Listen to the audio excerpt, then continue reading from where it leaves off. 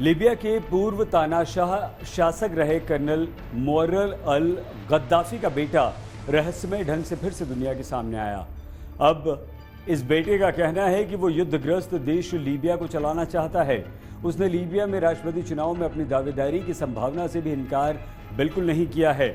हम आपको ये बता दें कि कर्नल गद्दाफी के बेटे का नाम सैफुल इस्लाम गद्दाफी है। 49 वर्षीय सैफुल इस्लाम को 2011 में पिता कर्नल गद्दाफी के तख्ता पलट के कुछ ही दिनों बाद पकड़ लिया गया था और इसके बाद सैफ को मौत की सज़ा सुना दी गई।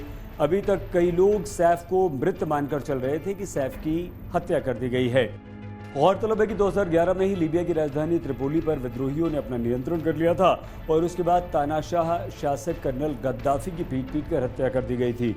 गद्दाफी को मारने के बाद उनके बेटे सैफुल इस्लाम को भी मौत की सज़ा सुना दी गई थी, क्योंकि सैफ को अपने पिता गद्दाफी का उत्तराधिकारी माना जाने लगा था। हालांकि लंबे समय के बाद सैफ ने दुनिया के सामने आकर लोगों को चौंका दिया। 49 वर्षीय सैफुल इस्लाम ने अमेरिकी अखबार न्यूयॉर्क टाइम्स को ये बताया कि वो लीबिया को अब एकजुट करना चाहते हैं, जो कि उनके पिता के मारे जाने के बाद से युद्ध या गृह युद्ध से बिखर गया है।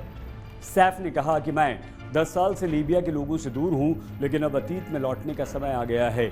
मालूम हो कि जून 2014 के बाद से सैफुल इस्लाम को न तो देखा गया और न ही उसके बारे में कुछ सुना गया। सैफुल इस्लाम ने कहा कि अब वो राजनीतिक वापसी की तैयारी कर रहे हैं। उन्होंने दावा किया कि उन्हें कैद करने वाले लोग अब उनके दोस्त बन गए हैं।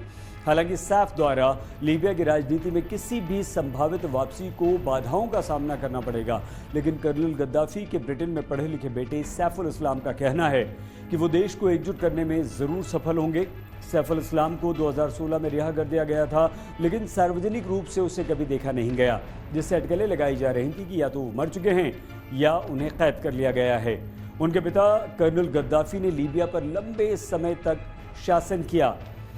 गद्दाफी यानी कि कर्नल गद्दाफी ने 1969 में लीबिया की सत्ता पर कब्जा कर लिया था और उसके बाद विद्रोहियों ने उनकी हत्या कर दी थी।